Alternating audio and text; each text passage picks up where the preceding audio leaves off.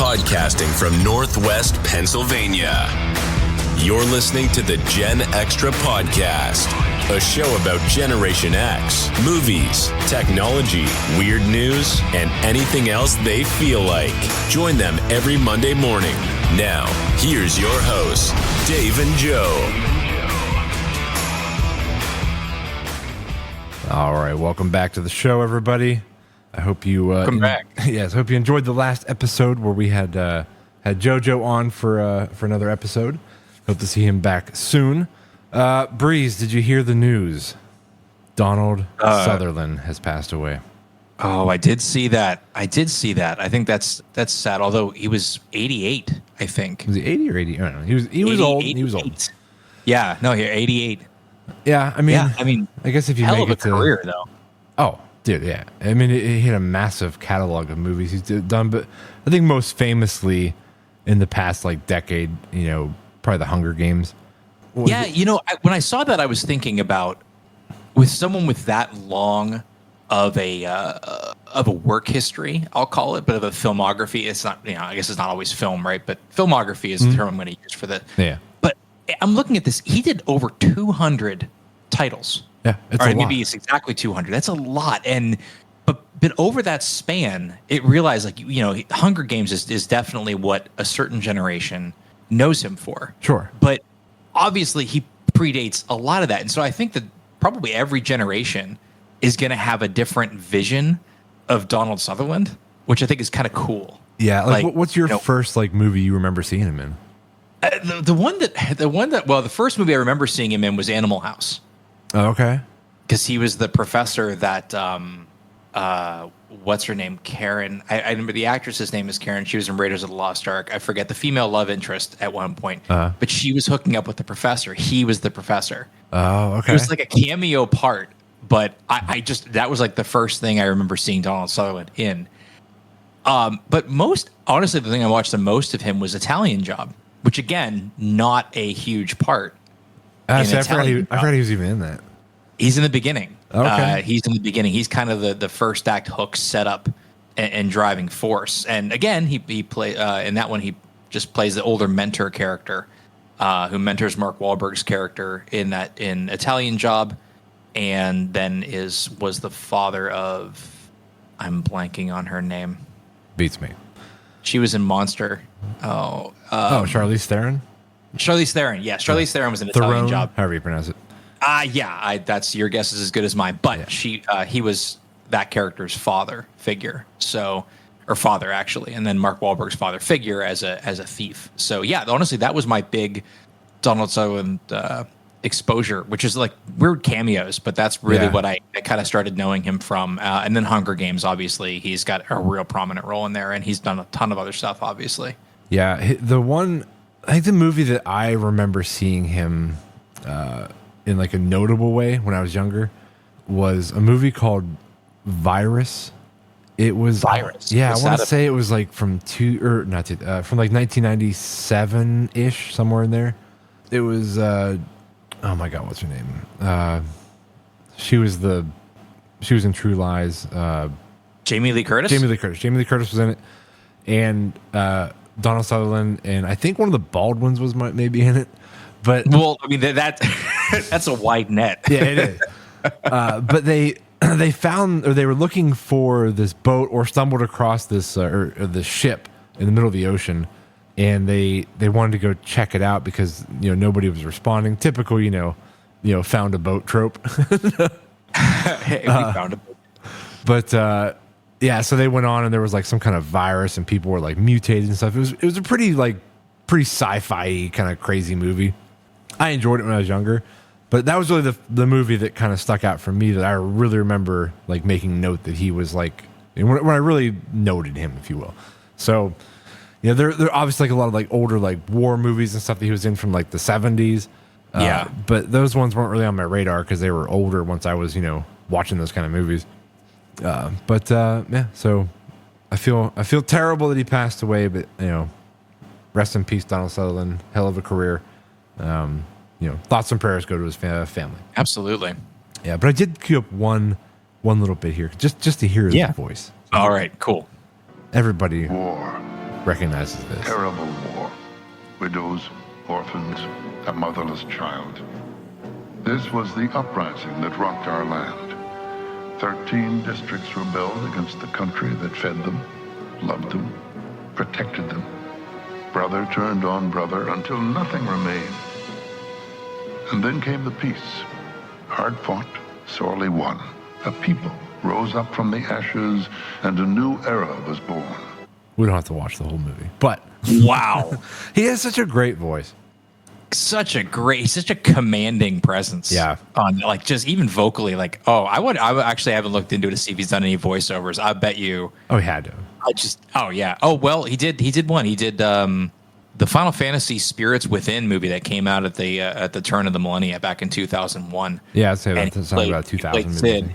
Yeah. And it was again, the voice is just, he's got that perfect timbre and cadence to his voice. It's really cool. And then, of course, his son, Kiefer Yes. Sutherland, which we all know from 24 and probably not much else. At least I don't know. Oh, no. I know Kiefer, he's done a ton of stuff, but Kiefer Sutherland came on my radar back in the 80s. He was in Stand By Me. He was like the bad yeah. boy. Oh my gosh, I completely forgot about that. And then he was in Lost Boys. Like those were two 80s movies Right. like stood out for me for Kiefer. But yeah, he was in like a bunch of, he's been in like a ton of movies, but believe it or not, I never really watched 24. I've heard it was great, but never got into it.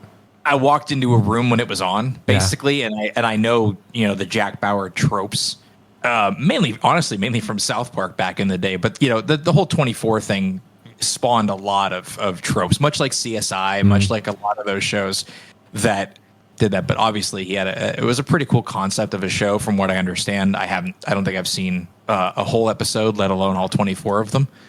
From a season, but I like the concept anyway. I probably should get around to watching it, but yeah. Oh, wait a minute. So 24 has 24 episodes a season? I thought that was the concept of it, was that they actually were basically supposed to be done in like real time? in 24 hours of real time. Oh, okay. That's got to be kind of boring. I mean, they cut out, most movies cut out the crap that you don't need to see. Well, I think you got to tighten up the plot a hell of a lot. You to probably get that do, yeah. to There has to be I wonder. lots of conversation between you getting from the office to the crime scene. You know what I mean? Like it has to be very interesting. Maybe I should check it out, see how they did it. Yeah, I don't know. I honestly, I can't attest to it. I have not seen. I just know the Jack Bauer tropes, and I know the little countdown sound. Yeah. The little beep beep beep. I don't even know what that is, but okay. All right, so Some of our listeners might, hopefully. yeah. So anyway, we did miss doing our national days last episode, so we'll kind of brush over a couple that we missed. Yeah, we did. But I think the biggest one from last week is obviously the solstice, right? The summer solstice, June 20th, longest amount of daylight that we get up here in the northern hemisphere. Okay. So that was yesterday from the day we're recording right now. Yes, yeah. So that was good. I think it was, it's kind of fun. I actually had to explain it to my 6-year-old because it's the longest day. He's like, well, how many hours are in it? Because day is 24 hours. Right. I'm like, oh, right, phrasing. Like, so that's why I corrected myself when I just said that. I'm like, it is the day with the most hours of daylight. Sunlight, yeah. When you're talking to a kid, you got to be really precise. Yeah, you're like, because they somehow think that the day is actually longer. Yeah, it's like it's 41 hours. It's weird. Yeah. It was like, oh yeah, I gotta rephrase that. But we just tell it the longest day of the year. But yeah. Well, since we're on the subject, what's coming up this week? Anything good for our listeners? Well, I think appropriately, it's National Hydration Day on June 23rd. All right, dude. That was. Let me just say that is perfect because I was going to mention, the topic of conversation this past week. It has been so damn hot, dude. Like, yes, brutal hot. We decided this week was going to be the best opportunity schedule wise for me and my wife to paint. Like, we have to pressure wash and strip off all the old paint off the porch and repaint it. And it's a process. And it just so happened that it landed on the hottest week of the year. And it was, I can't tell you how much I sweat during this. But dude, it was so brutal hot. And like, humid. Yeah, I was humid. I just step outside and even start doing anything yet. And I just start dripping sweat. It is Florida. Actually, I think it was, so for our listeners who are not in the Northeast PA area, it's in the 90s consistently all week long. And there's been no reprieve. It goes down to maybe in the 70s at night, but then it's right back up as soon as that sun hits. And it's hotter than parts of Florida that I'm familiar with, down in like Melbourne or Cocoa Beach. It's been hotter up here, and it is the humidity. It's because there's like a light cloud cover, and it's keeping that humidity locked in. Yeah, and it's brutal. And it's funny you mentioned stripping and repainting. I was also thinking about doing something like that this week. I use that as an excuse to not do it. I'm like, well, nature's spoken. I can't possibly strip and paint something now. It's too hot. Yeah. Oh, yeah, it definitely is. But no, we're finally done with that project, thank goodness. But the sucky part is too, like we have a pretty large back deck, and it takes a lot of paint and time to do it all. But you have to like let it sit for days. I think we let it, after we painted it, it sat for like 4 or 5 days before we could move all of our porch stuff back on. So we just had like look like we were having a yard sale out back. Like everything was just out in the yard. Like, people driving up to your house be like, "Hey, how much you want for that chair?" Like, no, get out of here. Get out of here. It's not for sale. So is that then? We didn't cover a big national day, which is Father's Day. Oh, yeah. Did you got to paint your deck for Father's Day? That was your gift. Yes. That was your Father's Day gift to yourself. Okay. Yeah. We worked on the deck. We had a nice nice Father's Day lunch, and I think we went back and worked on the deck after that. But yeah, I hope everybody had a nice Father's Day. Absolutely. Yeah. Yeah. Father's Day kind of falls in that gonna hit the grill, cook up some barbecue of some kind. I like the timing of it. Mother's Day is kind of like a toss up if it's gonna be nice enough to do something like that. But did you guys do anything fun for Father's Day? Yeah, so I got some good steaks. I actually made steak gorgonzola, which I really like. Mm-hmm. I love some gorgonzola blue cheese on a steak. But we were going to go out to some of the some of the parks in the area, just get some outside time. But again, it's 93 degrees outside. I said, you know what? I'm a nerd. We're going to go to Dave & Buster's. So I took myself to Dave & Buster's. Really? For my Father's Day event. It was surprisingly not crowded. Oh. I was awesome. We didn't have to wait for any of the games. It was not the go-to place for Father's Day. You had to fight the Father's Day crowd. We did. We thought it would be really big because it was so hot. We're like, well, it's going to be inside. It's air conditioned. Right. Booze there. No, it was a great time. It was a good time. It was definitely good to get out of the heat. Did have a power outage over the weekend. Ooh, boy. During the week. That was fun. You don't have a generator? No, not yet. I know you keep bugging me to get one, but it was only out for 2 hours. But I'll tell you what, bad. That's not bad. As soon as the AC turned off, it got hot. It was amazing. Yeah, he's so quick. Yeah. Yeah, so we used to fear the power outage. And, sometimes it'll go out around here for like a day or longer. If it's not fixed in like 2 hours, just expect it's going to be out for the rest of the day. Yeah. Now that we've had the generator for a while, we're just like, I'm like, bring it on. Yeah. So anyway, what else is on the upcoming national days for this coming week? So we talked Hydration Day. I thought this one was kind of interesting. It's June 26th. It's both. It's a double day. National Barcode Day, which is interesting. I guess back in 1976, barcodes were invented. Oh. Yeah, it's a little more recent than I guess I thought, but you need the technology to scan it. So I guess I shouldn't have thought it was any older than that. But they're ubiquitous, right? They're on every single commercial product available for purchase. So us growing up, we've never known a life without a barcode. Right. It's such a convenient thing. I mean, you go on the airline, your luggage tag is barcoded. It's a really cool, simple system and a simple use of technology. So it's kind of fun. I guess the first thing to be ever barcode scanned at a retail store was a pack of Wrigley's chewing gum. Oh, no kidding. Oh, there you go. Officially the first. Yeah, that was kind of fun little insight there. And sharing with June 26th is National Beautician's Day. I think you have a beautician Yeah, my sister. stylist. Yep. Yeah, your sister. Okay. Yep. I was gonna say, I think I met when I visited. Yeah. So there you go. If you have a regular stylist or a beautician you go to on June 26th, just give them a little shout out there. Be like, hey, here's a day for your job. Thank There you. you go. Yeah. What else? And I'm good looking tip. at a list too as well. And I'm like, you're not skipping over anything, are you? I don't think so. Nothing really caught my eye beyond those ones for this coming week. Wait, Monday the 24th is International Ferry Day. What kind? Like the kind that takes you across the water, or the kind with wings? The kind with wings. Yes, Okay. not Or like- not that kind. Well, I of was thinking like like a New York Harbor ferry, Yeah, right? yeah, like, yeah, that's no. Staten Island. No, it's that would even make more sense. But a national like make believe fairy day, I guess, man. Whatever. Oh, this is international. You said Or international. international, yeah.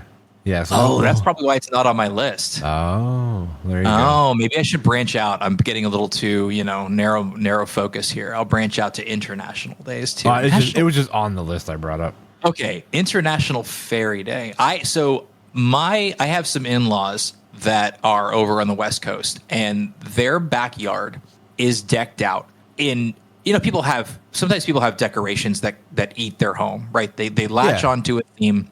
Their backyard is full of like 12 to 16 inch in height Fairies? decorative fairies, like Really? so, like lawn gnome style, like ceramic style, but they're fairies, like all over their backyard. I would say there's got to be 30 or more, I get that. and they're yeah, not. I mean, they're not small, but they're huge. Like I don't some of them are giant. approve of the obsession. It's interesting. But I mean, I get it though, because once you do have a theme, like whether it's gnomes or some kind of rabbits, whatever statuettes you want, you decide to put in your yard, lighthouses. What I've seen all kinds of different things people do.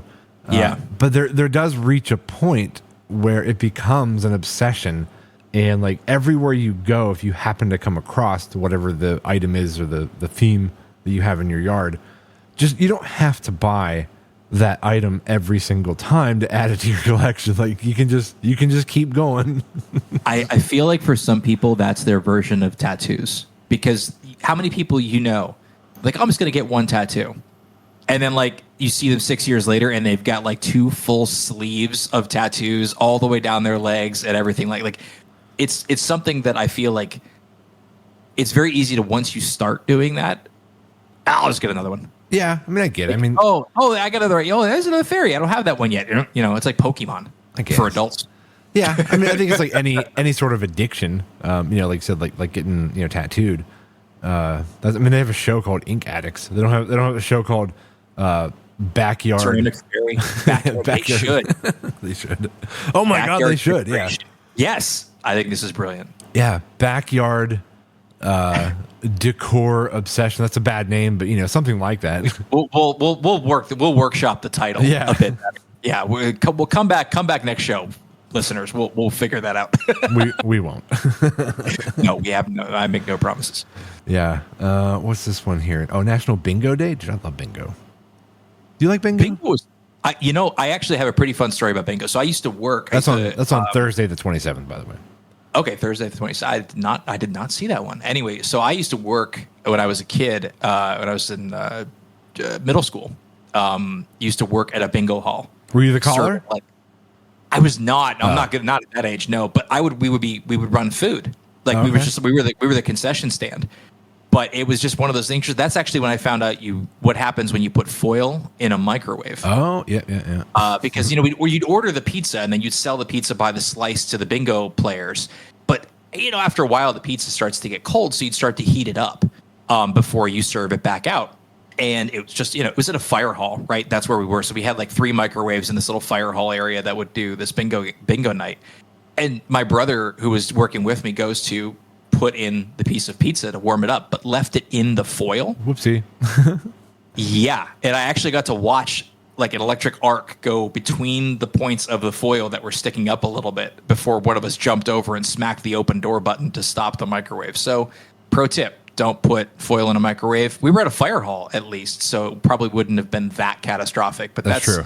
You say bingo, I think about seeing that arc inside of a microwave and having a panic. That's where your mind goes. That is where my mind goes. So thanks to my brother for teaching me what happens when you put foil in a microwave. Oh, dude, here on the same. I'm sorry, Bingo Day. I'm looking at two different lists now. Bingo Day on this list says the 27th. I think it said the 25th on the other one. But no, on the 27th is Helen Keller Day. Breeze.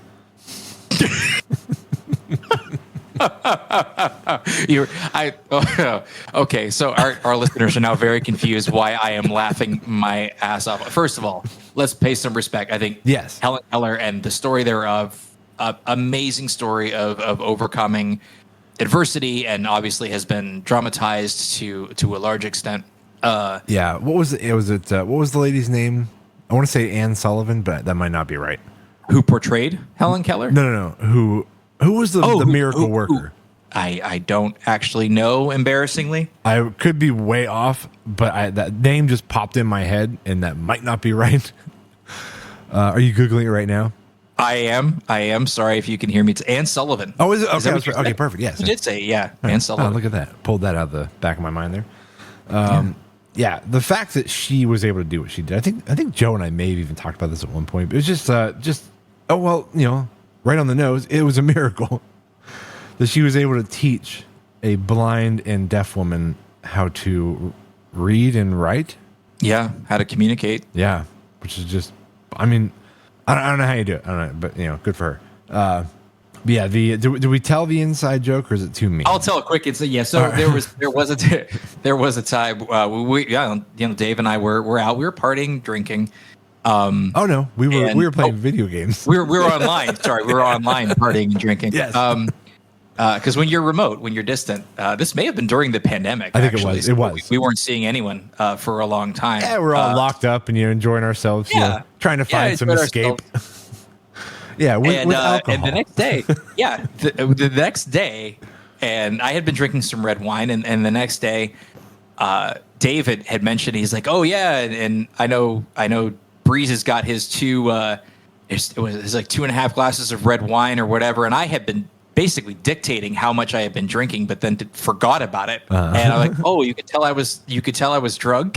And Dave says, without missing a beat, dude, Helen Keller could tell you were drunk. I'm like, oh wow. Yeah. So that shaped that evening. That definitely changed a little bit of my behavior during the pandemic. I'm like, maybe I shouldn't have as much alcohol. We were all bad, dude. What else are you gonna do? There wasn't anything to do. A lot of people. That's definitely. I wonder if there's a statistic on that alcohol sales during the pandemic. That's got to be crazy. Oh man. Well, for one thing, they started shutting down the state stores around here, so people were panicking and buying lots of alcohol. So yeah, and there was toilet paper. and toilet paper. Those had to be the two biggest sellers. Was TP and booze. But yeah, so like our state stores were getting like bare bones, man. There was like nothing left. So, but you could still run over the border into Ohio, and they were even like checking IDs over there, obviously. But some stores, if you were from Pennsylvania, they weren't going to sell to you, or they were going to limit your like how much you bought because like I said, we were running out of booze over here, and we were going elsewhere. I know my wife at one point, she was traveling during that a little bit, and she had to go down to like Virginia or West Virginia. And she ended up like taking like an order from like all of our friends and like picked up like it was like 15 or 20 different bottles that people were asking for because everybody was out, dude. I love how you basically built like a smuggler industry. Yeah. It's like during Prohibition when you had the moonshine runners. Nah, I think everybody was doing it. No, absolutely. Everything was just, hey, you going somewhere? Please hook us up. Yeah, Ohio doesn't have that whole state store problem. We let our booze flow more freely here. Yeah. So, all right. Well, that's National Day stuff. Yeah. What else we got going on here? All right. Let's see. I did Donald Sutherland, National Days. Oh, okay. Oh, yeah. I got one here. All right. So with it being graduation season, all the high school seniors are finally done with, their high school stint, heading off to college, grad parties, stuff like that. Do you get invited to many grad parties? No, I don't. My cousins, some of my youngest cousins have already graduated, so theirs were kind of the last. You will. I've got a few I've got like nieces and nephews. Eventually, will get there, but that's a long ways away. So no, I'm kind of out of that on my personal. Yeah. Well, once your kids are in high school, you'll go through a huge rip of like tons of grad parties, and you're going to get invited to bunches of them that you can't even go to because there's too many, and then you feel obligated. You still got to send them a card with something in it just because you got invited. But yeah, you'll go through at least 2 to 3 years, depending on the reach of their friends, throughout the different grades. Just tons of grad parties, and they tend to be a little bit awkward if you're not like because you'll become friends with like their friends, and you see them all the time, like they'll come over, but you don't really know like the extent of their family and stuff like that. Yeah, there's usually a lot of family at those. Oh yeah, it's like there's the majority is family. Yeah, for that part, like usually the kids will have like the family event, and then like in the evening they'll have like invite all their friends over once all the adults leave. But, for like bonfire or something, yeah. Yeah, so you show up to this grad party, grab a plate of food, and like one person there. It's so awkward. Yeah, they're like my wife and I have gone to a bunch of them, but there's like a couple where like looking at each other and be like, how do we leave? How do we get out of here? Like I don't know anybody. That is awkward. Yeah. That is all. That does. I'm looking forward to that. I'm sure it'll give us a lot of topics of conversation. I'm sure. Yes. It's only a few more years, 3 more years, and I'm sure I'll be invited to a few of them, or at least taking my kid to a few of them. That's what I'm going to do. I'm going to take my kid and just leave him. Be like, I'll pick you up in an hour. That's actually not a bad idea. Better yet, at that age, you just drive yourself home. Yeah. Oh yeah. Just like we're going to drive separate. But anyway, so with all that said, this article, the story is I don't know, probably 4 weeks old now, maybe. So it's a little bit older, but it's still funny. It didn't make the news. So I found a news clip from Thomas Jefferson High School. I'm not sure if that's at Chicago, maybe. Anyway, this announcer who was doing all the announcing of the graduation absolutely butchered the names of these kids, and they are simple, normal, everyday names. So what I'm going to do here is I'm going to play the part where they butcher the name, and I'm going to pause it. I'm going to see if you can guess what the name actually is. Okay, sounds fun. All right, so here we go. Jefferson University is apologizing for a graduation gaffe gone viral. The announcer botched pretty much every graduate's name. Alisuna Cole Bishop. Sayed. Oh, what do you think that one is? Allison Cole Bishop? That was close. It was actually Allison Nicole Bishop. Cole Bishop. Oh, here's another one. Sayer Uvun Jinju Brinan. What was that one supposed to be? Sarah Virginia Brennan. No. Can you play that again? Yeah. That was probably the worst one, I think. Let me back it up. Here we go. Sayer Uvun Jinju Brinan. Jinju?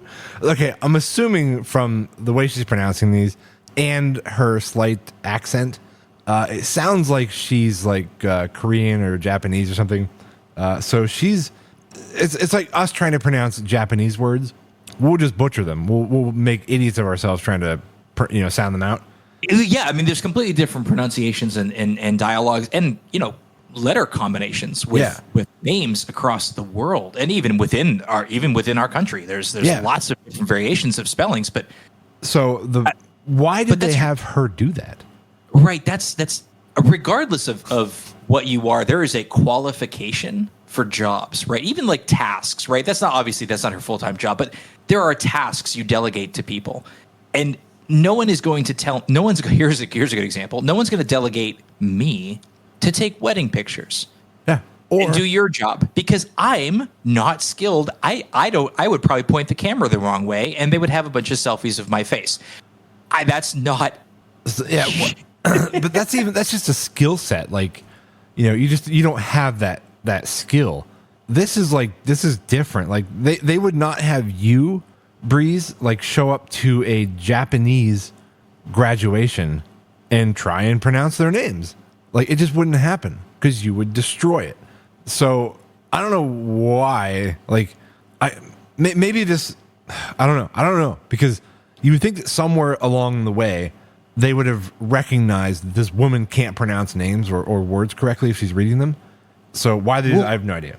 And most graduations, even at a high school level, but this was a university, I think, in Philadelphia area. Oh, it was Philly? Okay.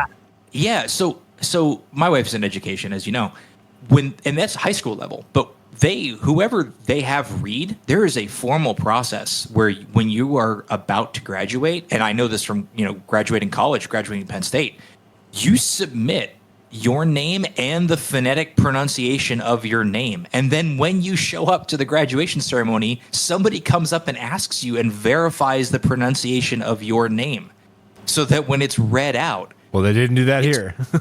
Obviously not, but that's just due diligence. This is amazing. It almost reads like somebody was trolling this poor woman. Yeah, I don't know. And scrambled the letters on the form. Like, was it a bad Xerox? Like, what happened there? That was the Sarah one. That last one was a lot. Yeah, there's a couple more. I'll just let these ones play. You don't have to try and guess them, but yeah, but I'll pause it and tell you what the real name is. Here we go. Maybe Lee Zubeth Bratask. Okay, sorry, that was Maeve Elizabeth Brostowski. That one I actually... Marlena Zubeth Camp. Molly Elizabeth Camp. Oh, man, this is making me break out in a cold sweat just listening to that. I feel for her. School said the names are spelled out phonetically on cards given to the presenter, but that clearly did not help. She also apologized during the ceremony. There you go. Ooh. One name announced perfectly this weekend, Ryan Daniel Paul. We wanted to give a shout out to Ryan, who's the son of the prince. All right. I was going to say, are we segueing into a new news story? Okay, No. So she was given the phonetic. Well, you know what, though? I mean, I guess if you don't know how to read phonetic spellings. Well, that's just it. It only helps if you understand the way the words are pronounced in the first place. Yeah. I mean, I get Mavie for Maeve, because I think from a vowel, like it was Maeve. I can kind of get that one. But wow. Yeah. Interesting. Wow, Interesting. indeed. I kind of want to see the card that she was given for some of these and just see if we could do any better. We know we could. Well, maybe that's an upcoming episode. We're gonna try and trick you into pronouncing graduation names. Moving on. Yeah. Oh, you know, we could do. We could put ourselves to the test and look up either Japanese, Korean, or Chinese names. Oh, that might be offensive, though. I don't know. We should do that. Would it be offensive if we try to pronounce it? I don't know. I think it'd be so bad. That'd be so painful. I don't want to torture our listeners like that. You think our inability and how badly we would butcher them would be the offensive part? Correct. I mean, correct. All right. Maybe I mean, we contextualize it, but still, I think that might be a bit much. I mean, all it is just showcase. Like, my point is that we should not be doing that either. So we should not. No. We should not. But perhaps we will avoid the backlash. So, all right, let's move on. You sent me a thing that said that the new Superman is being filmed in Cleveland. Yeah, well, parts of it. And I kind of wanted to share this because this came across, obviously, my local news feed in Cleveland, and I do work in downtown Cleveland, so it is pretty cool. I saw some street closures, but that doesn't mean anything in a city. And I checked the news, and apparently it's because over the past, it was June 20th to 23rd, so it might still be going on as we're recording this, but they've refaced and put fake facades over a large number of storefronts in downtown Cleveland. Oh, really? To be Metropolis. That's and like awesome, they hung, dude. like banners, like it's Metropolis Public Library Week. Oh, dude, and it's done in that kind of classic style. You need to look up and see if they have put out like a call for extras, so you can try. I think it's past due. I think the filming, because it's local. It's only for a few days, and they're shooting some scenes in Cleveland. So that's I think I've missed the extra call, but dude, you know how great that would be. Well, Cleveland sometimes does get this happening a lot, where they're actually the original Avengers movie from a long time ago now. There were also a few scenes that were shot a block from my office where I worked, and they close the streets down, and the filming only lasts, I don't know, a few hours. and then they break it all down. But they want that scene, and actually Cleveland, in a lot of ways, is pretty suitable. The age of the buildings kind of lends itself this kind of timeless stone face authenticity, but it's pretty cool. And they put a Daily Planet like recessed copper plaque above one of the buildings. Awesome. It looks, some of the pictures that I'm seeing there look really, really cool. That's cool. They're doing that instead of just trying to like do it in post like Premiere. CG. CGI. Well, I'm sure they'll refine a lot. There's obviously a lot they're going to have to blank out, but they're doing a lot of practical stuff. They've done a lot of really cool like practical neon signage that's genuine. Nice. Over some of these storefronts that are either like still valid businesses or they're empty vacant lots for lease that they've taken over. But it looks really cool. It looks really polished. That's not the only quote unquote superhero that's been in Cleveland, Breeze. Do you know who I'm talking about? No. I believe it's from the 1985-ish, somewhere in there. Classic Howard the Duck. Was that shot in Cleveland? I don't know if it was actually shot in Cleveland, but it was based in Cleveland in the movie. Do you know, I don't think I've ever picked up. I saw Howard the Duck so long ago that it didn't even register where the movie was set. He says it. He says Cleveland in the movie. It's been so long. It kind of fits though. It was kind of a trope city. He called it Cleveland. Cleveland. Yeah, Cleveland. Yeah, there you go.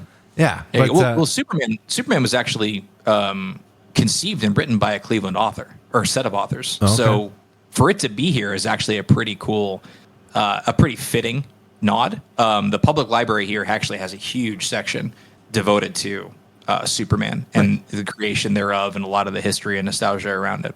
Yeah. So have you seen Howard the Duck in the past, 20 years? Nope, not a bit. You haven't? Nope. I'm going to add it. I'm adding it to my rewatch list right now. Yeah. So, you kind of remember the premise of the movie, right? Like Howard, they have that big, whatever that thing is, like that big tractor beam they shoot into space.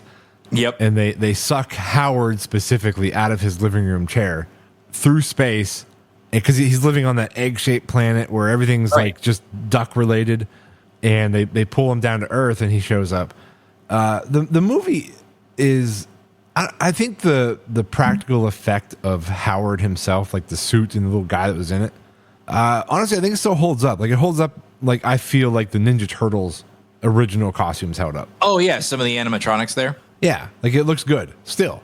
But the idea of I know you have to kind of check reality at the door for this kind of stuff. But you still can't help but wonder why or how people didn't freak out more than they did. I know the initial reactions when seeing him was like, people were a little bit spooked out. But the fact that they like befriended him and they were hanging out with him, and Leah Thomas was even like, trying to get in his duck pants at one point. That's what the tropes are infamously known for is the bizarreness of that particular exchange. But yes, yeah, when they wrote that in, like nobody was like, this is weird, guys. Like, I don't know if this would actually ever happen. It makes me wonder what got cut from that, because there's obviously an editorial process. That's true. If that made it and stayed in the movie. Oh my God. Yeah. But no, that was definitely odd. She was going through his wallet and stuff and found like a duck rubber, and I don't know, like I get like it's funny that they all have they have such like similar or products that we all have here, driver's license, I don't know, it's just weird though, dude. Like it's an odd movie. Well, he made a resurgence in the later end of the Marvel Cinematic Universe. They brought him back. What? As a canon character in like Guardians of the Galaxy specifically. He shows up a few times as cameos. Was it like OG Howard costume? Well, I'm sure they've revised the costume a bit, but it does still it holds up like visually. Like you can tell it's unquestionably Howard the Duck. It wasn't like, was it CGI Howard or was it? I'd have to look to see if it was animatronic or if it was CG. Or they dust off the old costume from the 80s and they'll put it in. I don't think the 80s costume would have held up that much, but they made it look correct, though, to their credit. Yeah, well, there you go. How would you react if you were walking down the street and you saw a like 3.5-foot walking duck. Well, the first thing you do is you take a cell phone picture of it. Like, you take a phone picture of it, like, no matter what. And that's one of the things I actually don't get about movies, to your point. Like, how would you react? There are not nearly enough people reacting in those movies by, like, taking their phones out and actively. Some movies will do that. They'll give a realistic thing. But there's some things where people show up and look bizarre as all get out. And people are like, no. There'd be more heads turning if you saw that.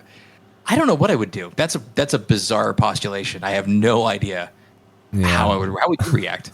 I don't know, man. Like, it's a good question. Go up and kick it, though. I mean, maybe. Like, I don't know if you'd like have like a violent reaction to seeing him, or I'd probably run. I was I would at minimum I would cross the street. I would be like hell no, nope. Yeah, but I guess in that movie too, they also did. A lot of people were fooled and thought it was like a costume.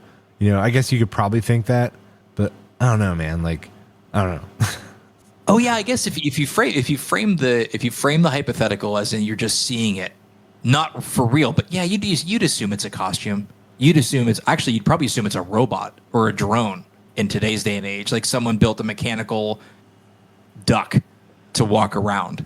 Yeah, I have a theory. Like, oh yeah, I have a theory about Hollywood. That they, all the alien movies they put out there. I've said this for a long time, and I'm probably not right, but I feel like they are trying to desensitize you to the idea of aliens by pumping out like all kinds of space movies and aliens, and aliens like enter the atmosphere and come through the clouds, and to where you see it enough on screen that you almost start to accept that it's possible. And then at some point in our future, this is all what I'm all hypothetical. When aliens do show up, we're not going to have quite the terrified reaction to it as if we have, that if we haven't seen all these movies that portray it. That's interesting. You think they're just normalizing it? They're going to normalize it to the point where it's not that big of a deal. Well, I mean, that's one way to prepare your denizens for the inevitable or for the worst. Yeah. Did you start? There's a movie a series on Netflix called 3 Body Problem. I started watching. I think I'm like 4 or 5 episodes in. It sort of leans into that a little bit. Not exactly what I'm talking about, but it's about an alien invasion that's coming, and like society is figuring out how to prepare for it. And it's pretty interesting the way they're doing it. So I would definitely recommend watching that if you like a kind of a slow burn sci-fi kind of deal. It could be cool. It is pretty cool. It's a cool show. But anyway, so Breeze, we have about 15 minutes left. The other thing that we skipped out on last episode was 80s board games. 80s board games. This kind of piqued my interest, mainly because I was going through my basement pretty recently and looking at we have 3 versions of the game of Life. I don't you know the board game Life? Oh, I know the board game, yeah. The board. Most people, it was pretty prolific, and the spinny wheel and whatever. But the versions are the game's drastically changed. Like, if you see Life on the shelf now at like a Target, it's not that game. And honestly, the game that I have isn't even the game that I grew up with, because that was the one that my mom had. Well, I think they made so many changes to it just to kind of keep it like relevant, or something with like pop culture. For sure, yeah. I mean, you got to make it relatable. You got to make it interesting, and you got to modernize things like that. It got me thinking though of some of the classic games that I wish were probably still around or could probably be re-realized, right? Because Life obviously has been supported as an IP, and it's been modernized and brought into the modern era and made accessible, which is impressive considering how much tabletop games have really changed over the past, I would say, 10 to 15 years. I mean, now it's fewer boards. It's a lot more like, there's Cards Against Humanity, or for more mechanical things, there's a lot of deck-based games. Yeah. So you've heard of Exploding Kittens is one of my favorites. I've heard of it. I haven't played it, though. Yeah, well, right. But, I mean, the games have modernized. A lot of them are card-based games now. Yeah. They really are. I don't know if production costs or whatever, or portability, changing demands of the consumers. But old board games, 30 years ago were very different. And a lot of them were mechanically very intricate, or they're very large, large form factor. I think just board games in general, because, I mean, they're not extinct by any means, but I feel like the options for entertainment in a group setting, or 3-4 people, whatever, I think you just have more options nowadays with games on the TV. You have like those Jackbox games, Jackbox games. That how many times can I mispronounce it? That you can play with a group setting on your phone and stuff like that. But there are still lots of board games. Like we have one here called Smartass, like a trivia game. My daughter has one called like Tipsy Land. It's like a college drinking game, board game. But that sounds amazing. I'm going to play that next time where I'm over at your place. I just want to play that just to see what that's like. So what did you grow up with? In contrast to that, what kind of stuff did you and myself as well, what did you grow up with? Did you have a favorite board game that you grew up playing, and you were like, if someone would play it with you, you'd be like, yes, let's play this? I remember playing like Trouble. You remember Topple? It was that like balancing one where you had to like put the little Pog chips or whatever, like the little look like checker. They look like Pog chips. Yeah.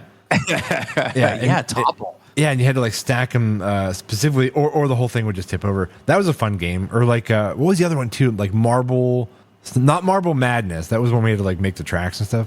But it was one where you had all these sticks that went through this contraption, this cup, and you dumped all these marbles into it, and you had to pull out the sticks, and the first person that let all the marbles loose lost.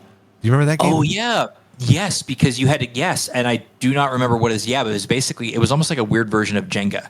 Yeah. Where you pulled a stick out, and however many marbles fell out on your turn, well, you had to keep, and then the person with the most count marbles against you. Yeah. Lost. Yeah. You remember the other one too? It's kind of similar to that. It was called like Thin Ice, I think, maybe something like that.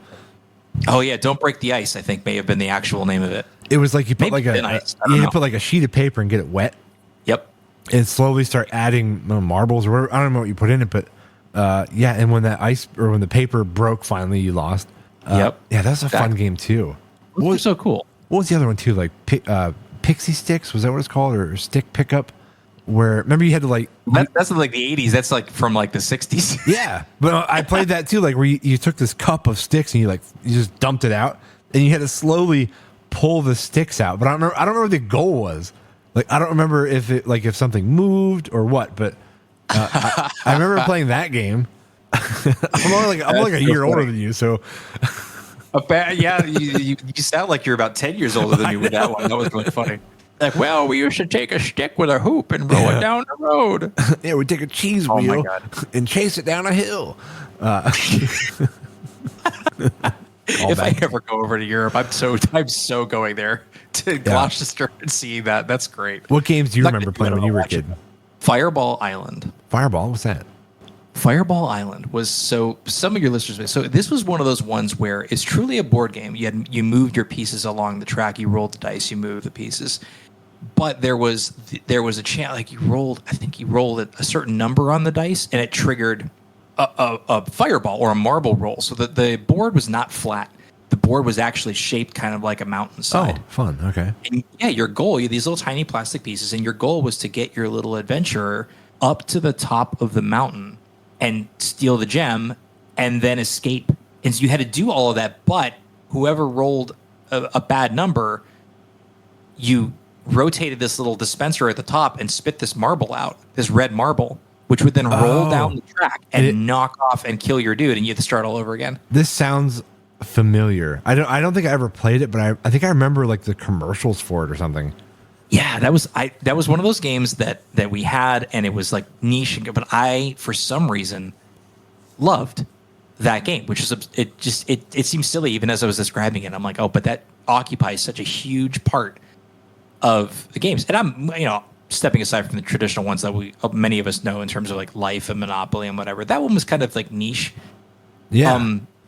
The other one that I got, I think I was 8 years old, and this was in like a non-conventional board game, right? This one was called Torpedo Run. Gimmicky. You laid out. Did you play any normal games?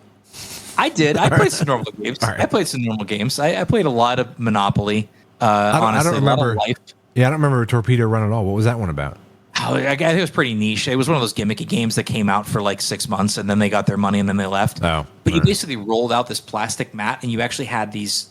Imagine Battleship kind of pieces, but larger scale. Okay, right. So they're each like 6 or 8 inches, and your goal was actually to, within the rule set, fire torpedoes across this little mat, which are basically little checkers, and they would skid across this plastic mat and destroy the ships on the other side. Okay, that sounds fun. That was pretty cool. It was really weird, but it was 2 players, so it's just me and my brother growing up.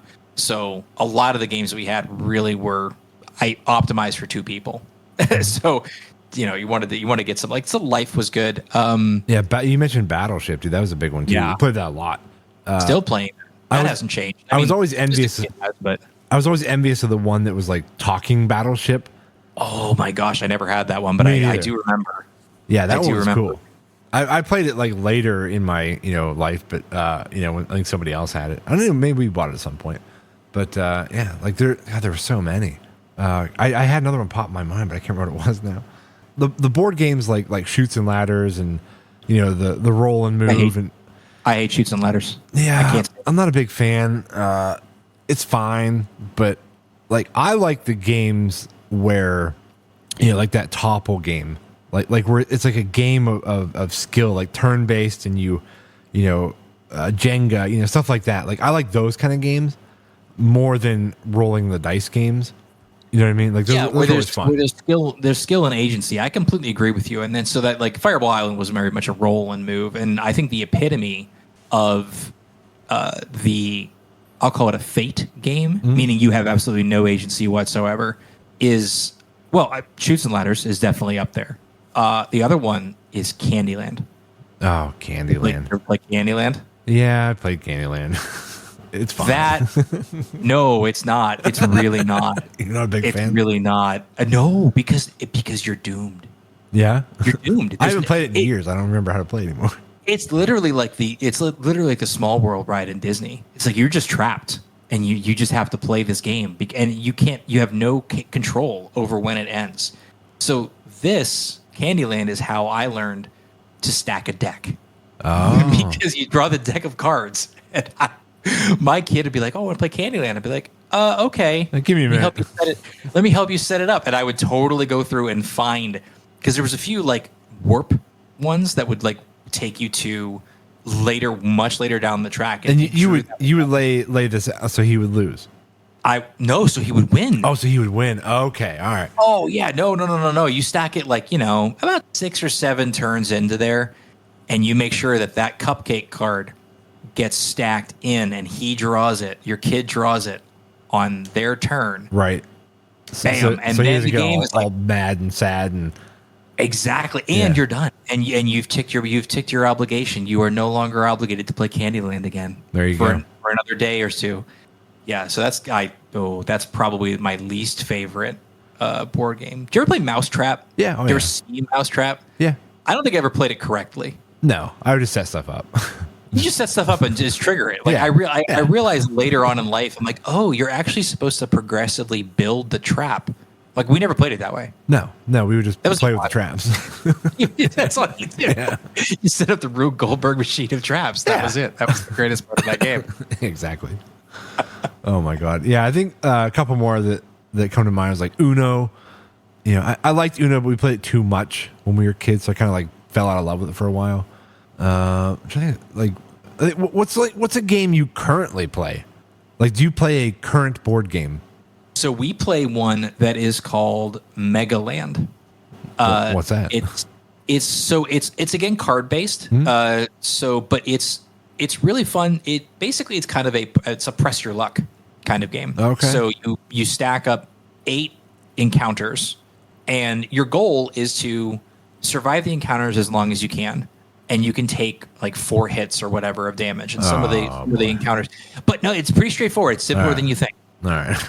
All that comes to mind with hit points is like Magic. No. It's just your counts. Pokemon. No. You don't. But the nice thing about Mega Land is that there's actually tokens for all of it. Like there's a tactile element to it. So actually, the way the game is physically produced is outstanding. You have like physical like coins. You have physical like hearts. So you don't have the game master keeping track of your hit points.